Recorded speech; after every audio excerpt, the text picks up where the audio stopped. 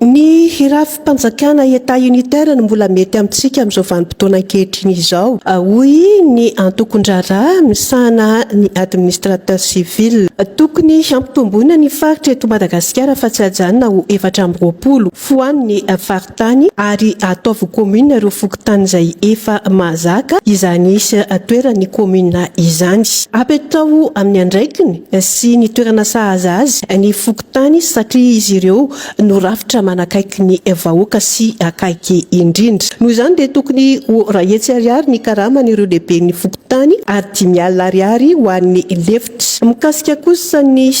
découpage administratif sy ny délimitation dia efa tamin'ny fotoan'andro ny fanjanahantany ny misy ankehitriny mila fanavaozana izany hoy ny synade. Mikasika ny décentralisation tena izy kosa dia efa misy ny lalàna fampiarana azy sisa no andrasana hoy ny filohan'ny synade raha namitsina ny atrikasa nasionaly ny ireo antokondrarany ny administrateur civil izay ny tanterahana teto amintsika ny 4 aprily eny amin'ny 20 lasa teo. Fikoanandro tokoa zany ny antokon'asan'ny administrateur civil nisy le assise régionale natao isaky ny faritra dia nisy ihany koa ny assise nationale izay tanterahana teny Androbia ka amin'ny zoma fa 4 volana aprily lasa teo. Rehefa nivory ny mpikambana rehetra dia maromaro ny zavatra nidina tao ka anisan'ny tapaka mahakasika ny rafim-panjakana ohatra dia nitombanana natao zany ny lafy tsara sy ny lafy ratsy ny rafim-panjakana izay eto Madagasikara hoe état unitaire sa état composé. Tafiditra anatin'ilay état composé moa zany ny état fédéral ny état régional eo ihany koa ny resaka province autonome reny. Dia rehefa nalaina ambony nalaina ambany tombanana zany amin'ny resaka étude analyse forme force faiblesse opportunité menace dia hita sy tsapa zany fa hoe mbola leo aloha mijanona ao anatiny ataontsika hoe état unitaire atsika na dia atao hoe tsy tomombana zato isan-jato ary zany. Ny antony dia zao raha ny voalaza lalam-pandrena ny république faefatra tamin'ny faha 1 volana décembre taona 2021 dia 3 niveau ny décentralisation zany hoe faritany faritra commune. Dia zavatra hitantsika nefa tsy nipetraka mihitsy le faritany ray aloha zay. Faharoa araka an'izay tsy nifidina mihitsy ny olona hitondra n'ireny bolobokaparitra tsy njara-pahefana reny afa-tsy ny ananivon'ny commune zany hoe be ny tanàna sy ny mpanolontsaina ny tanàna ihany municipaly na ny communal. Izay no mahatonga any amin'ny teny zany hoe rehefa tena irositsika amin'ny resaka décentralisation izay lazaina hoe effective émergente et très poussiéreuse amin'izao fotoana zao dia tena omeo fahaleovantena marina tokoa ara-pitantanandrara sy ara-pitantanam-bola ny nanivon'ireny bolobokaparitra izay tsy njara-pahefana. Ny antony tsy hidirantsika loatra zany amin'ny resaka état fédéral dikan'izay zany amin'ny resaka état fédéral atsika dia misy état fédéré zany hoe misy firenena maromaro zany eto Madagasikara ka raha ohatra ka tazomitsika ohatra zany le faritaniana teo aloha lasa firenena dia misy firenena enina dia alevantsika sarantsana zany anisaky ny firenena anankiray manana gouvernement manana parlementaire zany hoe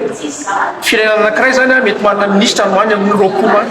ka raha misy firenena enina ohatra eto Madagasikara dia mety misy tambana gouvernement tany amin'ny 20 amin'ny zato any. Dia raha ataontsika état régional indray zany 420 nisan'ny faritra ozy tsika dia ataovy hoe misy gouvernement 20 isaky ny firenena anankiray dia any amin'ny 20 sy 700 any zany ny isan'ny membre gouvernement. Alevantsika sarisana amin'izany no zakany teobolan'ny firenena ve zany na dia ataontsika hoe maleo tena ara-pitantanam-bola ny firenena anankiray amin'izay fotoana zay fa mavesatra be zany. Fa ny tanjona dia hoe fanjakana manatona sady akaiky vahoaka foan'ny faritany ataovy de niveau ny décentralisation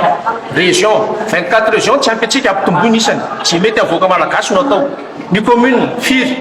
amin'izao fotoana zao tsika 1596 commune raha tsy ampy zany ampitomboy be da be ny fokotany no afaka mitambatra mivadika ho commune vaovao dia manaona no makasika ny fokotany zay zany dia miteny hoe tsara kokoa ny fokotany mijanona ho subdivision administrative de base zany hoe eo ambaniny fahefana sy fiadidian'ny ministèran'ny atitany ka ny fihazo voalohany indrindra dia ny lehibe ny boriboritany satria ny politika akapobe ny fanjakana tompy dia tsy maintsy misy rafitra manatanteraka azy ka hatreto aloha dia ny fokotany no rafitra manakaiky ny vahoaka voalohany indrindra. Ka raha ohatra ka ho ataontsika vondrom-bokaparitra hitsinjara-pahefana ny fokotany dia dikan'izay tsy maintsy mamorona rafitra hafa zany tsika eo ambaniny mba hanatanteraka le politika akapobe ny fanjakana. Hatreto nefa ditantsika efa manahirana satria raha ohatra ka atao asitsika ohatra hoe secteur ohatra hoe parcelle hameau village eo ambaniny le rafitra fokotany dia iza ny antoka ny fandaniana satria amin'izao fotoana zao tsy afiainantsika fa eo amin'ny roa lalantsaka kely eo nisy ny fokotany ery Madagasikara kanefa efa sahirana sady ny fanjakana amin'ny fandoavana ny tambokarama zay tambokarama farany kely 9 ariary monja ho an'ny chef fokotany 2 ariary ho an'ny adjoint chef fokotany ka mba hialana amin'izay zavatra zay dia alao hidrano subdivision administrative de base ny fokotany. Enery mahery 8 minitra ny amin'ny valora fa misy antsado zany teknisiana dia ampidirina renao miaraba eny tompoko manao ny tompoko miaraba ny top radio miaraba ny teknisiana rehetra miaraba inko ndray aman-dreny version constant tonga dia resiko le resaka farany teo nampatsiahany tantara atrevato constant teo ny zavatra tsapa zany ny amin'ity Madagasikara ity dia misy aretina mikika dia mbola tsy fantatsika eto amin'izay inona izy io dia miverina amin'ilay fitoerana dom-pirenena io zany raha vao document efa vita amin'ny loha avy any ambony ihany no impozena ampivorika hoe ity no mody miresadresaka eo dia aveo ilay izy aroso dia lanina dia tsy antitsy no tokony fandehan'ilay izy tsy resaka lalam-pandrenana ihany kio tsy mbola any fédéralisme état unitaire tsy mbola fa jerena ifotony mihitsy ny maha-malagasy ny malagasy inona ny zavatra tian'ny malagasy atao ahoana ny fomba fiarah-miasany samy malagasy tena miainga ifotony ateo amin'ny fokotany zany ka na eo amin'ny fifidianana an'ilay olona ivory miankina amin'ilay ateo amin'ny fokotany zany ilay izy dia ny zavatra tokony atao zany mandalina mihitsy mijery manam-pahaizana momba ny fiarahamonina momba etsetretreta zany momba ny fandinihana ny fiainan'ny malagasy mpahay fiarahamonina sociologue anthropologue économiste mihitsy hoe hoana ny toekarena amin'ny malagasy dia miainga amin'izay zavatra zay misy document cadre zany entina miainga misy document cadre hoe zao ny zavatra tian'ny malagasy atao kolotsaina ninona tafiditra ao anatiny rehefa vita zay rehetra zay mivoaka ho azy amin'izay ny teny hoe resaka hoe lalam-panorenana miainga amin'ilay document fototra na document cadre io anaingana dia zay vao tonga any mety hoe lalam-panorenana zay vao tonga any amin'ny hoe fédéralisme état unitaire zay zany ny tokony fandehalisa fa raha vao tsy mendo any io dia kio tsy zafy any lexis dia miverina foana ny hatramin'izay tega manevitra va ty tompo fa dia misaotra betsaka kasitary anareo saotra tompo enon'izay tokony aheno azy zay resahana teo moa ny mikasika an'ilay misy antsoa fa taloha ampidirina ny antsoa doary miaraba tompoko allo eny ary hoe miaraba nareo miralao miaraba constant miaraba mipiaina misaotra anao nampatsiahany tantara fa zako rehefa mandalina moa ny fiainam-pirenena mihitsy mba linoko rehefa mijereny io dia manomboka amin'izay point zay hoe naninona ny tantarana niny izy nitranga tamin'ny 72 dia naninona nitranga ny 91 dia naninona nitranga ny 2002 dia naninona tamin'izao io misy antony reny fa ozitsika hoe tsy mahay makalesina amin'ny tantara ny mpitondra marina zany tamin'ny 72 raha tsy diso ako ny 30 janvier 72 izy dia lany tamin'ny Sambato 92,5% ny président Tsiranana faniongana izy mivolana me misy antony ara-pifidianana zay tonga ny poka ny 91 nisy fifidianana talohany ary efa nitabataba be tamin'izany tompla monja jaune ry manandafy sy marojama hoe ny salabato tao nalany ary ratsiraka fa nipoka tanatin'ny komony hoe démocratisez vous ny refitra ny 2002 satria dia nazava fa dia nisy alabato mibaribary nataon'ny ACC ny findratany Amantasotana izy namoaka ny liza dia nirefitra iny ny refitra ny 2009 fa hoe bato ihany koa ny filoravalomanana taty amin'ny 2008 dia rehefa langa izy ty rajonarambampianina dia nandeha ny tokona tery amin'ny magroteria ny pombanga Jean Robinson na tsy haiko ny ray andro dia samy miala tany dia raikitra koa ny hetsika fotsy fa ny pombana valomanana taty amin'ny 2018 mbola nidina teo amin'ny 13 mety hoe nangalabato ratsoely dia tonga aty farany dia zay foana nisy alabato dia zao mahagagana lay rafitra na tonga ny alabato ny tonga io alabato dia miteraka crise lonolono politika eto marina misy tanora mandray anjara nanapokalisy fa vokatry ny alabato dia misy lonolono politika eto ary micrée crise iny rehefa aveo dia mbola lay rafitra mahatonga ny alabato dia mihitsy hoe ny CNIC ACC ve mbola tazonina nefa reo ny fotsy ny alabato micrée crise io dia anova ve tsika ty zokopera velson sa tsy anova saotra tompoko zany vo fanadinana fantanina mipetraka koa nge zany manao any fa misy antso da raisina aloha ny antso ary miaraba tompoko naharitsika rehetra manao ne eny ny tampokony lesitra mba fivorizakany amin'ny manaraka fa izao zany tiako azafaina kely za zany tamin'ny 72 ny antrateny amin'ny lycée technique tena laby voala 10 taona tamin'izany hitako tsara daholo ny tantara rehetra mandrakakehitriny fa ity mba angatahako fanazavana kely amin'ny ray aman-dreny révolution hoe le société civile ve na tena dika na tokotokon'olona sa antokon'olona eo anko matany tsy mazava amin'le société civile ina le te société civile makasitaka tompo ny atao amintsika ny société civile ny aperika tsara ny atao amintsika dia heverina fa vondron'olona zay tsy voafehin'ny fahefana politika na rapinoana na inona fa izy zany dia karazan'ny mpanao andromaso ny ataon'ny société politique ataon'ny mpitondra sy ny mpanao politika isan-karazany amin'ny fitondrana ny raha-pirenena dia izy zany ny karazan'ny inona filazantsy hoe mpitsara akory fa mpanao andromaso sy mpanaitra rehefa misy ny miopefy amin'ireo zay ny tokony ho izy fa le société civile indray azo mifakam-panahy mba hiditra koa amin'ny fitondrana zay ny manahirana kely taony antso manaraka indray ary allo entoko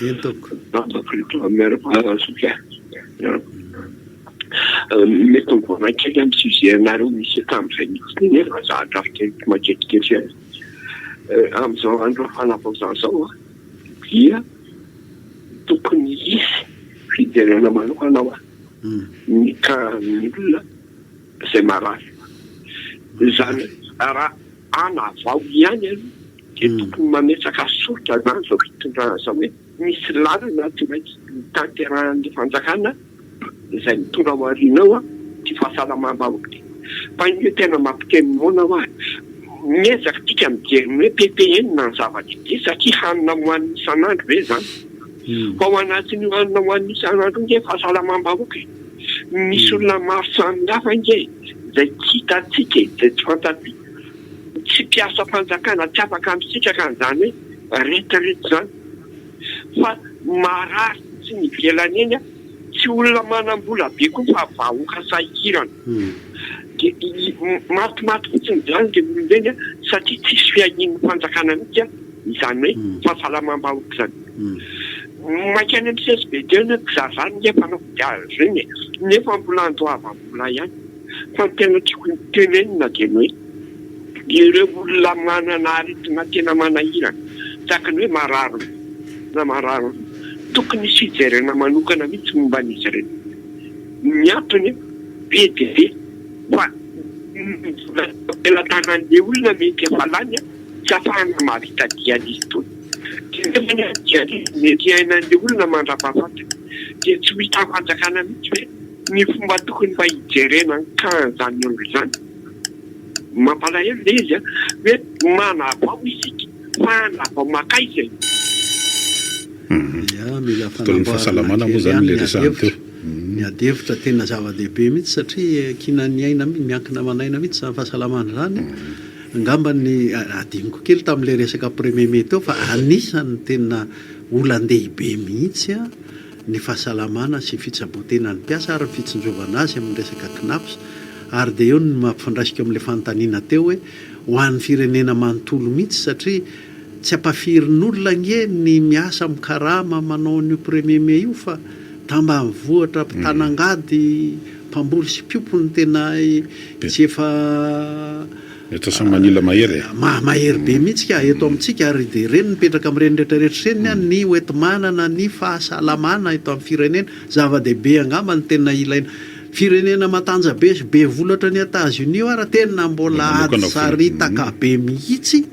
ny ahafahan'le sarababe-mbahoaka indrindra le ataon'ny vazaha hoe classe moyenne hitsabo tena zava-dehibe mihitsy anisan'ny famelezan'ny républicaine sy démocrate any amin'ny mihitsy io ka eto amintsika zava-tena kina ny aina mihitsy misaotra anao nampatsiahan'izay fa raha fikeo nantom-pirenena tsy hijery an'izay keo satria izao anisan'ny nanankianany Donald Trump tany nisy fotoana tena nana programa manokana nga Barack Obama mikasika an'io resaka fahasalamana io de ry Donald Trump hafa indray ny fomba fahitany an'ilay izy de fanjinja teo moa araka nambara teo ny républicaine sy ny démocrate zava-dehibe mihitsy io eny ary raha sy ny tiantsy manaraka ty miaraba tompoko ndoary allo eny ary miraba ny tompo radio dia miraba vahiny salama tompoko salany siko resaka momba ny kanapsa dia eto mananatra mihitsy ho an'ny tanora mbola ampirinasa amin'ny privé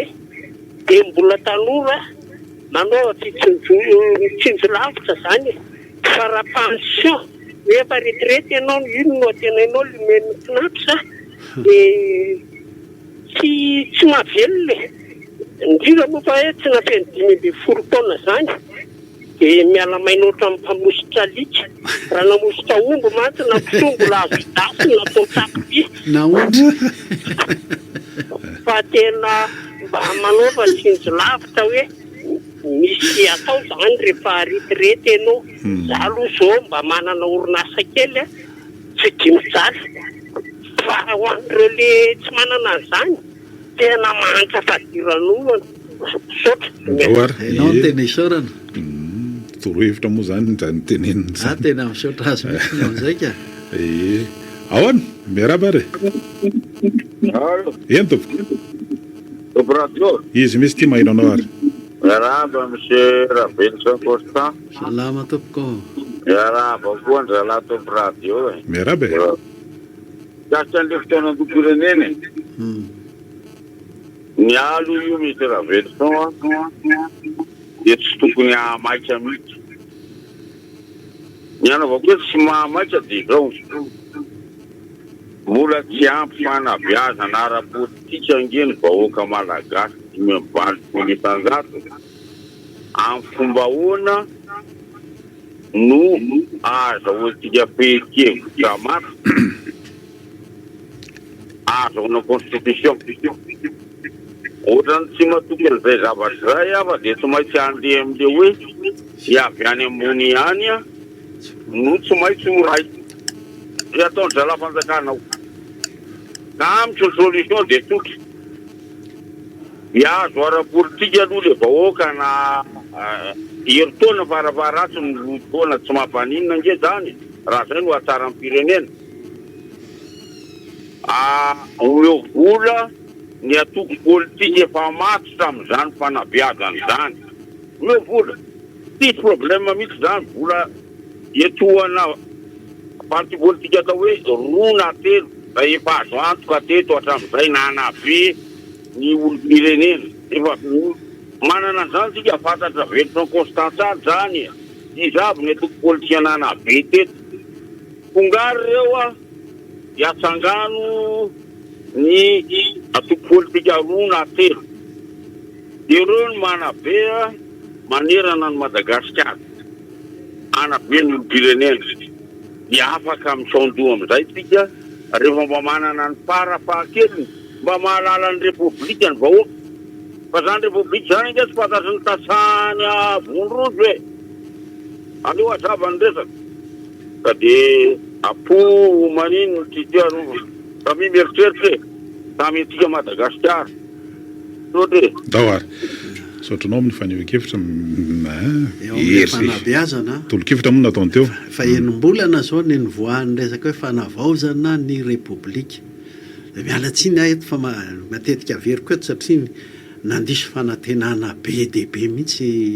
raizahan-tenako tsika nge manana ministeran'ny culture kolotsaina afaka na metrapetraka tsara hoe zao angeny tena fahotana tamin'ny repoblika na tonga ny repoblika atsika bolisatra dia mivadika orera dia io izy lasa fanjakan-Rajoelina sy tsai Christian sy Ravatomangy io satria io repoblika zay le repoblika zay repoblika faefatra ny anaran'izay zay no avoazana ka le kolotsaina mahatonga n'le vahoaka hitodika sy saintsainany amin'izany hoe repoblika zany io dia zavatra goavana teo am-pelantanany zao fitondrany zao io ministeran'ny kolotsaina io fa tsy entanao mipoitra mihitsy hoe manosika ny vahoaka hiady hevitra ho amin'izany. Mihaino radio-pirenena ianao zao rehefa maraina olona manala andro fotsiny ao isaky maraina samana dia mieritreritra hoe le raha rehavako hoe tsy hamodratrimo fotsiny zao inona no raisiny amin'ity fandarana vao maraina ny radio-pirenena ity ohatra fotsiny. Zany hoe ny avadika n'le mpiaino teo zany a misy eo am-pelatana antsika sy eo am-pelatana zao fitondrana zao a ny fomba azahoana mametraka mazava ny tena olana amin'izany hoe fanavaozana ny repoblika zany ny tena olana aza hoa kanefany a tsy manao an'izany zay olona manana fahefana ho amin'izany. Reo angamba dia fanavaozana tsy fidiny fotsiny fanavaozana tsy na raha tsika ny antony araka miverina nare mpandeha miteny an'izany radio zany ianao Ngara Vilson zahako mba misy namana ao anatiny hoe misy tena fanavaozana iny resako ohatra zao hoe andanonareo a maka fotoana amin'ny radio io a samaraina ohatra tamin'ny andro nataony nga isaty nga tompokola ampy Portosy dia resao ny misy serasera io hoe mirelie amin'ny daholo ny radio rehetrarehetra iran'ny Madagasikara na radio kristianisme na inona mampitany ho any amin'ny faritra any dia azavao ao inona marina le fanavaozana dia inona le tia tadiavina concertation fa tsy lalan'ny olany amin'ny fokotany any ambany vohitany dia hoe aia le lalan'ny olany anatin'ny fokotany any sisy maro atsitrareny zay ataonao amin'ny concertation anao any izy tsy mahino radio hafa ny afa-tsy nany aminazy ihany ko fa angazo nandraraha nareo fa naheno nisy fandarany fanavaozana tao isa maraina tsy hovako lohan'izany izy dia le resaka le tantara ianao teo dia za gaga hoe misy an'izany hoe loa afakandro zany ny azakazana tao amin'ny assemblée ao anafoanana n'ilay ordonnance 73/015 iny izay nanafoana budget provincial dia ny fanontaniako dia zao rehefa foananareo zany le budget provincial dia averinareo dia province izy akany menareo izy io tsy hain'zareo akory hoe inona moa nantony nananganan'ny président Tsiranana n'ilay budget provincial tany 1963 inona ny antony ara-toekarena tongany iny natsorony tao dia inona ny zava-nisy entre 1963 à 73 dia inona ny tranga tamin'ny 73 natonga ny gouvernement Ramanatsoa namonana iny budget provincial iny ka nametraka an'io hoe foana le budget provincial ary tsisy filosahana merina an'io mandrakity ny androany misy antony ngeza be ara-toekarena sy ara-politika iny fa lasa Ramanatsoa ny enjeny ao dia fédéralisme ny voziny dia hoe akaparena Antananarivo daholo ny rehetrarehetra nefa ny historique natonga an'io tsy misy hainkendry raika any ary zay nge le problème eto nge azoko be raha Velson le olona miteny nefa le natonga an'izy koa tsy fantany hoe naninona mozy ity ny lasa ohatrany dia anao andany loha afakandro zany ozy dia hitako hoe apetrao ary le budget provincial nareo dia province izy ny asianareo menareo budget fa tsisy fanjakana adala ame budget rafitra tsy misy mety resaka budget moa zany satria ao anatin'ny fivoriana ara-potoana ny assemblée nationale raha ny hita ao anatin'le tolo-kevitra avy amin'ny ministeran'ny toekarena aloha mikasika an'le hoe satria nao fantsiana zareo ny tetibola dia akarina eo amin'ny 12,100 ny amin'ny tetibolam-panjakana zany no alefany amin'ny vondrom-bahoaka paritra raha ohatra izy teo amin'ny 3,500 io le teo aloha raha taritarafina amin'izany zany ireo matao Constant Velson dia somary mororona kokoa anatin'le état unitaire décentralisé ihany so lalatsain'le fanavaozana so raha ohatra jerena amin'ilay budget io zany manao an'ity antsy ity aloha miaraba tompoko allo eny ary manao na tompona miverina kely fandrona zafatsika mandray an'le teny migona teo zany amin'le hoe nisy 72 91 2009 etcetera rehefa avy lany le filoha roa taona teo rinan'iny misy ny ataontsika hoe sakoroka zany dikan'izay zany tsy tena lany tsara le filoha za tadiditsika tamin'ny 91 89 raha tiraka lany 12 mars le fifidianana dia teny amin'ny 60 hectare ny GVTD anisan'izany équipe-n'ny monsieur Velson zay eo io zay mihitsy le nanao hoe 12 mars avy reno le mécanisme ny alabato satria matoa misy matoa miverina reny crise reny na nisy raha ny fifidianana nalaina ny Tsiranana tamin'ny 72 avy eo izy miverina avy eo izy korota dikan'izay tsy lany tsara izy zany dikan'izay zany mécanisme le alabato zany tsara fantarika teo io zany misy ny alabato proprement dit tena alabato misy mangalatra fa misy le niveau an'le olona mifidy tsy ao dia verina amin'le tenen'le rangasy hoe fanabeazana politika le olona zany tena mbola tsy mahalala ny zavatra ataony tika malagasy zay nge le atao ke miverina le kolotaina ny tika malagasy rehefa hoe eny sa ty izy any atsika eny toka eny tonga dia manao eny daholo. Saroko tsara ny tenin'ny ray aman-dreny manan-dafy fa avelony atao mivahiny tao amin'ny asana savaraviny izay na voankika tsy tadidiko sony fa hoy président manan-dafy tamin'izany. Ny problème amin'ny démocratie eto amintsika hoy izy mitovy ny vato arotsaky ny olona anankiray manana doktora sy ny vato arotsaky ny olona anankiray tsy manana CEP. Nanao zany ka mitovy zany ke le UBDP ao anaty le fifidianana ngamba tsy voaviana ny fifidianana ny eny raha nyteto Antananarivo fotsiny ary tokony nisy fifidianana teo dia tsisy voherin-taona fotsiny dia hoe afoana le fifidianana teto Antananarivo renivohitra no niatiny iny satria nisy resaka alabato sy ny sisa dia foana dia manaona misy antso ndao ary allo eny tompo salama tompoko eny ary saika mba hanitsana za zafady fangamo hoe efa vita le fitianan-dom-pirenena mbola voa eo am-pikonononana dia ahoana ho any senito dia mamoaka hoe amin'ny anina ny fifidianana filoham-pirenena dia ahoana zany le filoham-pokotany nanjavona zany lasa atolotolotra zany izy moa efa miteny atolotra iny hoe atolotra ry zareo dia ahoana zany efa misy lalam-panorenana mandehandeha zany any dia tonga dia efa hoe tia sa tonga dia efa hoe référendum koa dia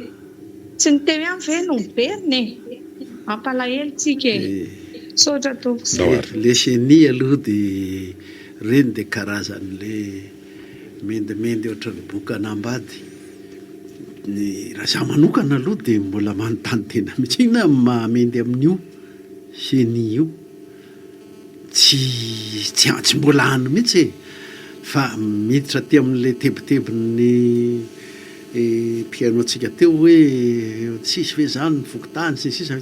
iza moa no milaza amin'ny seni fa fifidianana président république fifidianana manaona ary zany no andeha aloha raha tena anao anjany hoe